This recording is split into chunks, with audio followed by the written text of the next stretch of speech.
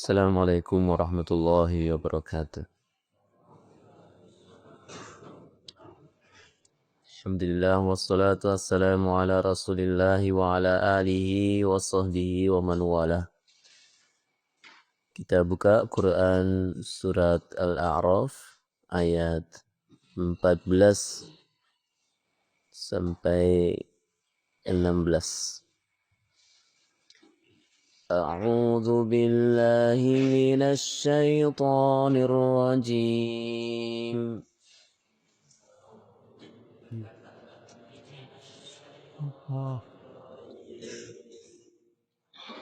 قال أنذرني إلى يوم يبعثون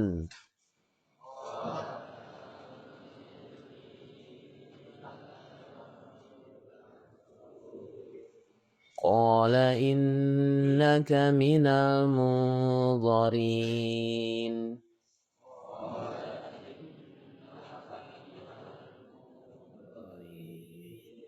قال فبما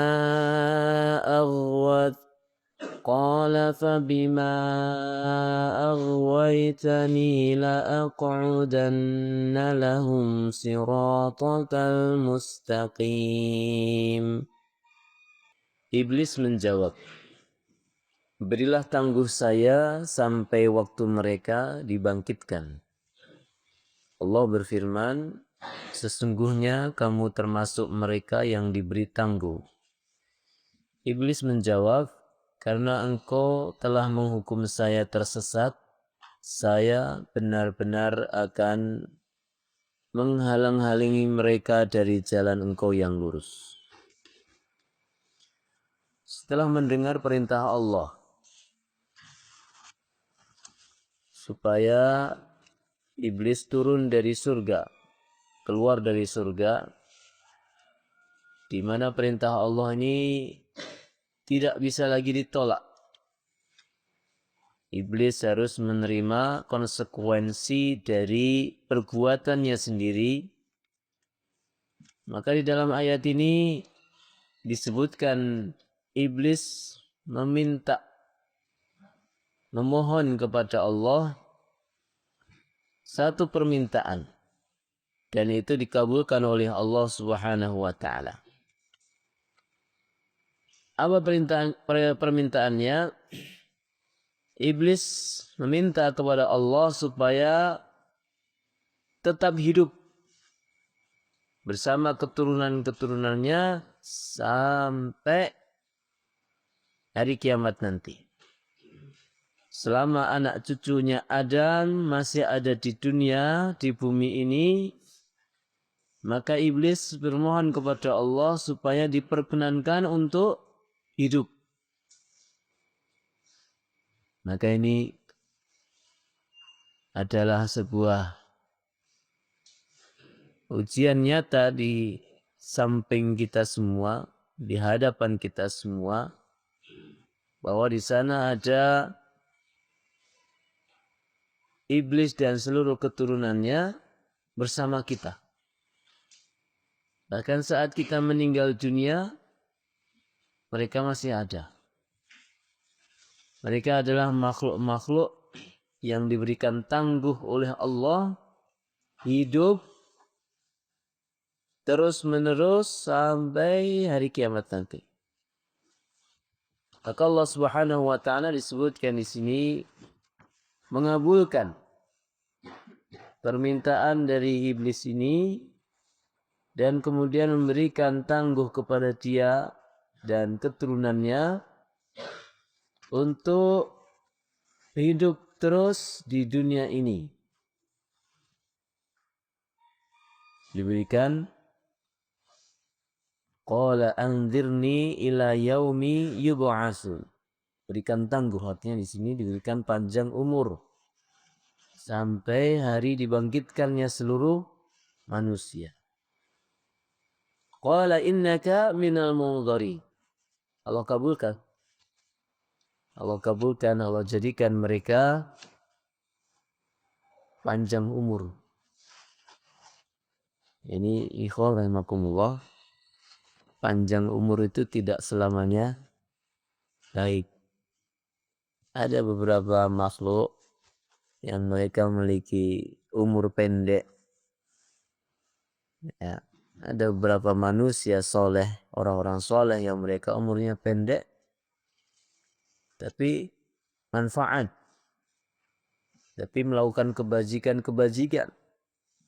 Itu lebih baik daripada mereka yang umurnya panjang, tapi cuma melakukan kerusakan, kemaksiatan. Sebagaimana iblis, panjang umur dia.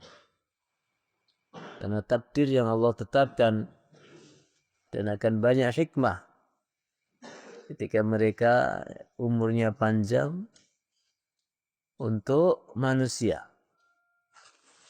Manusia akan teruji betul siapa mereka yang betul-betul beriman kepada Allah dan setengah-setengah imannya.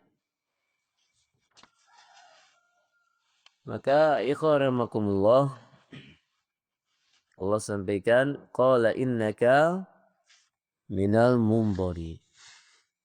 Engkau diberikan tangguh. Engkau diberikan panjang umur.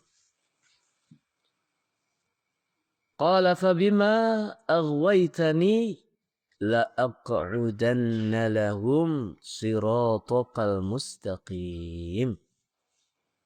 Setelah iblis tahu dia diberikan umur yang panjang, maka dia bersumpah di hadapan Allah Subhanahu wa taala akan melakukan apa? Kesesatan-kesesatan, godaan-godaan, halangan-halangan kepada manusia dari jalan Allah yang lurus. Dan ini adalah sumpah iblis yang akan terus-menerus mereka lakukan selama mereka hidup di dunia ini, yaitu mengganggu manusia. Dan manusia faham betul. Manusia itu faham betul. Dia ada musuh yang nyata di sekitarnya dari iblis dan segala seluruh bala tentaranya. Namun kadang-kala kita ini tidak sadar-sadar juga. Contoh ketika pagi seperti ini ya. Ada beberapa orang yang masih terus-menerus malas gitu ya. Seakan-akan pasrah dengan godaan iblis. Pasrah lah. Seakan-akan menikmati kekalahannya dari gangguan syaitan. Tidak berusaha melawan. Mereka nyata ya kok. Mereka di dalam Al-Quran bukan hanya di ayat ini ya. Banyak ayat yang lain. Betul-betul bersumpah ingin menyesatkan manusia. Menjauhkan manusia dari ketaatan kepada Allah Subhanahu wa ta'ala. Jangankan ketika manusia itu berada di dalam, jangankan manusia ketika di luar masjid, di dalam masjid pun digoda. Bagaimana disesatkan betul. Nasihat setiap hari disampaikan, tapi kayak cuma mendengar suara angin saja. Sedikit pun tidak menyentuh hatinya. Karena ditutup, tidak dikasih hidayah. Adzan setiap hari terdengar, ya gitu-gitu aja. Bahkan ada beberapa orang yang dia melakukan kemaksiatan di tempat yang di situ penuh dengan ketaatan. Tidak jelas orang-orang sekitarnya mengajak atau melakukan ketaatan, dia sendiri memilih jalan yang berbeda. Ada beberapa orang yang justru dia menjadi anak buahnya iblis. Ketika ada orang lain melakukan ketaatan, dia halangi. Dia halangi supaya tidak melanjutkan, supaya tidak istiqomah dalam melakukan ketaatan. Maka disebutkan gangguan iblis kepada manusia itu dalam berbagai jurus. Jurus yang pertama adalah menggoda manusia supaya melakukan kekufuran. Manusia bagaimana mereka kufur kepada Allah. Tidak percaya dengan Allah. Menjadi kafir. Kalau itu tidak mempan jurus yang pertama ini, maka manusia digoda supaya melakukan kesyirikan kepada Allah. Kesyirikan apa bedanya dengan kekufuran? Kalau kekufuran orang ini tidak percaya Allah. Sama sekali tidak percaya Allah sebagai Tuhan alam semesta ini. Dia percaya dewa-dewa, percaya sesembahan-sesembahan lain yang notabene adalah makhluknya Allah sebagai Tuhan alam semesta ini. Kesyirikan, kalau kesyirikan itu percaya Allah, tapi percaya juga kepada yang lain yang setara dengan dia, yang bisa memberi rezeki Allah, tapi dia mintanya kepada kuburan, mintanya kepada pohon besar. Ini namanya kesyirikan. Jadi jurus pertama yang diluncurkan oleh iblis adalah manusia gimana caranya dia melakukan kekufuran dan kesyirikan kepada Allah.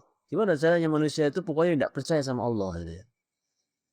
Dan seandainya manusia takluk dengan jurusnya iblis yang pertama ini, maka mereka akan dimasukkan Allah di dalam neraka jahanam khalidina fiha, kekal selama-lamanya.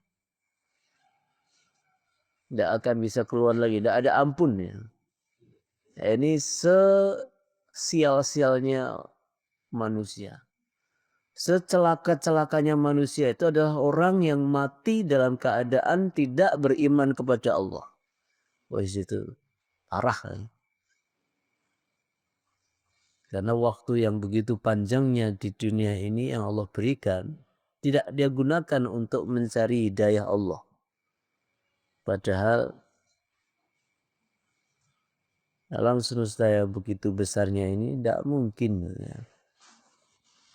Tidak bisa memberikan pelajaran tentang adanya Allah. Orang kalau memikirkan ciptaannya Allah itu pasti paham betul siapa yang menciptakan. Fitrahnya manusia itu memahami siapa yang menciptakan alam semesta ini. Maka kemudian kalau jurus yang ini tidak berhasil, maka iblis meluncurkan jurus yang berikutnya adalah manusia supaya melakukan apa? Perkara-perkara bid'ah. Ya. Mengada-adakan sesuatu yang tidak ada di dalam agama ini. Menambah, mengurangi, merusak ajaran agama. Sehingga manusia itu merasa dia orang yang beragama tapi jauh dari apa yang disampaikan oleh Rasulullah Sallallahu Alaihi Wasallam. Ya. Dalam beribadah kepada Allah dia tambah-tambah. Tidak cukup dengan apa yang diajarkan oleh baginda Rasulullah Sallallahu Alaihi Wasallam. Salat ditambah-tambah, ya. Puasa nanti ditambah-tambah. Ada saya pernah menjumpai itu orang puasa sampai 7 tahun berturut-turut. Padahal sudah jelas itu ada larangannya dalam hadis. Dia abaikan larangan itu. Dia anggap itu adalah sesuatu yang baik. Ada tidak baik. Agama ini sudah final, tidak boleh ditambah-tambah dan tidak boleh dikurangi. Maka kita perhatikan ajaran nabi-nabi sebelum Nabi Muhammad, mereka dicela oleh Allah, mereka dimurkai Allah karena menambah dan mengurangi ajaran agamanya. Dan mereka merasa itu adalah suatu kebaikan. Nah ini jurus luar biasa. Kalaulah ini tidak berhasil juga, maka iblis melancarkan jurus, yaitu supaya manusia melakukan dosa besar.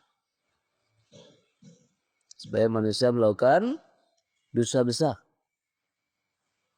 Dia tidak melakukan kesyirikan, tidak melakukan kekufuran, tidak melakukan perbuatan bid'ah. Diganggu oleh iblis. Gimana caranya berbuat dosa besar? Bagaimana caranya dia berzina? Bagaimana caranya dia minum khamr? Bagaimana caranya dia durhaka pada orang tua? Bagaimana caranya dia melakukan sihir? Minta ya, pertolongan kepada orang-orang yang menyembah jin. Dan ini betapa tidak sedikit manusia yang takut dengan jurus ini. Ada kalanya di zaman ini orang melakukan dosa besar itu dengan bangganya. Ya. Bahkan diumumkan, bahkan dipamerkan, dibuatkan iklan, bahkan ngajak orang lain. Bukan hanya untuk dirinya sendiri, ngajak orang lain. Di zaman sekarang, Masya Allah. Jadi ikhwanakumullah, hati-hati. Kita harus senantiasa waspada dari jurus-jurus ini. Jangan sampai, sekali-kali jangan sampai kita melakukan perbuatan dosa besar. Pelajari dalam kitab Al-Kabair karya Az-Zahabi. Di sana disebutkan dosa-dosa besar yang harus kita hindari. Jurus mautnya syaitan. Manusia gimana caranya melakukan dosa besar meskipun hanya sekali dalam hidupnya. Tapi kalaulah kita pernah melakukan dosa besar, segera bertobat dengan sungguh-sungguh kepada Allah. Minta maaf. Setelah itu tutup dengan banyak kebaikan yang lain. Karena kalau orang itu berbangga atau tidak bertobat dari dosa besar, pasti dia berkeinginan melakukan dosa-dosa besar yang lain. Ya, kisah tentang ya, seseorang yang digoda untuk minum khamr, akhirnya dia berzina, akhirnya dia membunuh. Ya. Demikianlah orang kalau sudah melakukan dosa besar satu, berkeinginan melakukan dosa besar yang lain. Namun demikian jika manusia ini imannya kuat, maka iblis meluncurkan jurus yang berikutnya supaya manusia ini melakukan dosa-dosa kecil. Dosa kecil kalau terus-menerus numpuk menjadi dosa besar. Digodalah manusia ini, cuma dosa besar, dosa kecil lah, nggak apa-apa. Diganggu oleh iblis. Setiap hari melakukan dosa-dosa kecil, tidak terasa umurnya sampai belasan tahun, puluhan tahun, numpuk dia berusaha. Dia terus-menerus melakukan dosa kecil, nggak sadar sudah numpuk banyak. Dan ini banyak manusia yang kalah dengan jurus ini, menyepelekan batu kecil, padahal kita semua sadar betul kita ini kepleset, kesandung bukan karena batu besar, tapi kerikil yang kecil. Kita tergelincir karena batu yang kecil, bahkan pasir. Inilah perumpamaan supaya kita itu terus-menerus berhati-hati dari meskipun dosa kecil. Namun ikhwah rahimakumullah, jika manusia ini tetap tangguh, tidak melakukan jurus yang ini, tidak takut dengan jurus yang ini, maka digodalah manusia ini supaya supaya dia melakukan perkara-perkara yang mubah dan kemudian lalai dia dari ketaatan kepada Allah. Doakan ini mubah-mubah saja. Kan boleh-boleh saja. Sibuk dia jalan-jalan setiap hari. Lupa ngaji. Ya. Sibuk dia sepedaan, makan-makan, olahraga, jogging tiap hari, futsalan tiap malam, nonton bola setiap malam. Ya bisa jadi itu adalah perkara-perkara yang mubah. Tapi ketika manusia lena, akhirnya dia tidak semangat dalam melakukan ketaatan kepada Allah. Kenapa? Perkara yang mubah. Kalau dibandingkan dengan menjalankan ibadah, ya tentu enak perkara yang mubah. Hati ini tidak bisa dia diisi dengan sesuatu yang saling tolak belakang. Antara ngaji dengan tidur, ya enak tidur. Antara mendengarkan pengajian dengan turu, ya enak tidur. Akhirnya apa?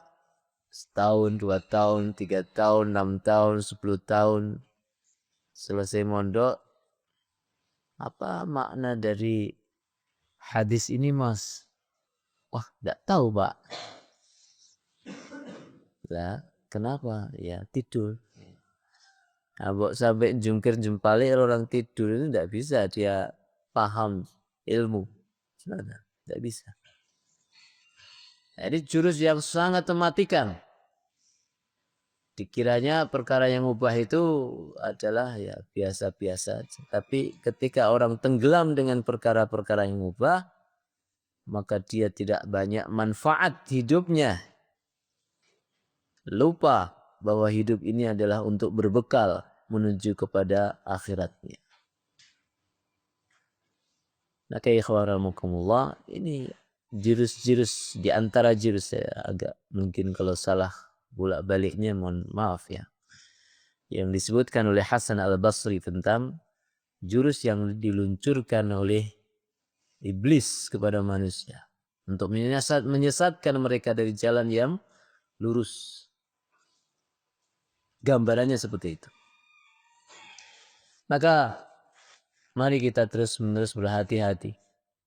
Jangan sampai kita lengah dari gangguan iblis yang mereka sudah bersumpah di hadapan Allah untuk menyesatkan manusia dari jalan yang lurus. Waspada terus dari jurus yang dilancarkan oleh mereka, karena sesungguhnya penyesalan itu di belakang. Ketika seseorang melewati usianya hanya dengan memperturutkan hawa nafsu, maka adanya cuma menyesal di belakang. Ya kayak pesantren ini kayak literatur miniatur dunia. Pesantren ini kan kayak miniatur dunia. Kalau saya lihat di CCTV itu, ya jam 3 pagi sudah ada yang tahajud, Masya Allah. Tapi ada juga yang 4:30 dibangunkan, lampunya dihidupkan, dimatikan lagi sama dia. Ada yang rajin sekali, ada yang malas-malasan. Ada yang sudah gaspol ngafal, ada yang kabur-kaburan. Ada yang ngafal hadisnya Masya Allah, berusaha cepat. Ada yang ya sudahlah, apal apa enggak apal, yang penting hidup. Itulah, Masya Allah, dunia ini luar biasa. Miniatur dunia ya, pesantren ini. Maka antum tinggal memposisikan di mana. Mau jadi orang yang